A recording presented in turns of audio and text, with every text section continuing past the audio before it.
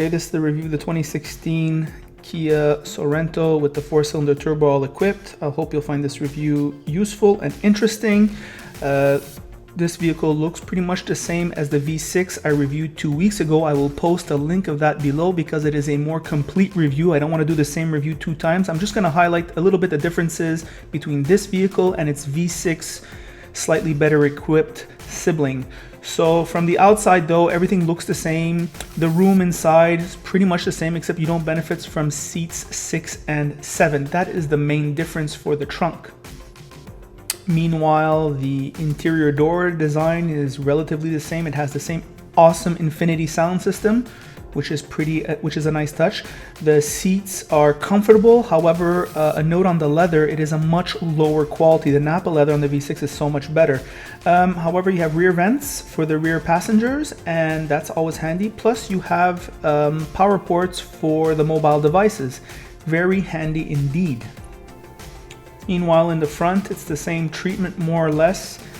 Same space in the front. It's basically the same vehicle. However, I would say that this interior, I really like this interior, and I love the way the dials are laid out. It's very easy to use. The learning curve is very short. You can see there in the center console full of plugs to hook up your mobile devices. However, this vehicle isn't as smart as the V6. The V6 all equipped does get the smart cruise control and the front collision warning. Once again, that Infinity sound system, I took a shot of it. It really plays great. Nice T-shifter. The engine is peppy and runs great for a 4-cylinder, but you cannot compare to the smoothness of the V6. I think it drinks maybe a liter less gas per 100 kilometers. Overall, the V6 for $3,500 more is better. Hello, car lovers.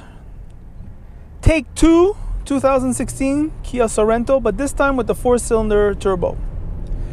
So right off the bat, I'm just gonna itemize like the differences. Ross, this is basically Ross's resume. I'm just rehashing to you, then I'll say my thoughts.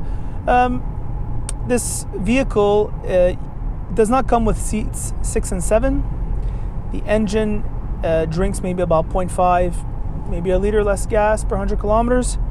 And the leather is not exactly the same as in the V6 we drove last week. You can see that video. I'm going to post a link down below. It's a more global review of that vehicle. What does that all mean when we're driving it on the road? Well, it's the same comfort. It's the same everything. The seats are wonderful. I've been driving this truck now for quite some time, and you can adjust it many ways. You're going to find your seating position, and the comfort is there for the long-term drive, which is really nice. What else is there to say about this vehicle? Very luxurious, low road noise. Hold on, I'm going to raise my window. Low road noise, and just an easy drive. Now, the engine really doesn't feel as smooth as the V6. Doesn't feel as, it's peppy, but doesn't feel as good as the V6. The leather is good, but really not as good as that Nappa leather of last week. I mean, and 6 seat and 7, I couldn't care less, but some people it matters. What's the difference between this vehicle and the one last week? Between $2,000 to $2,300? I mean, just take the V6. That's the bottom line. That's the review. Buy the V6.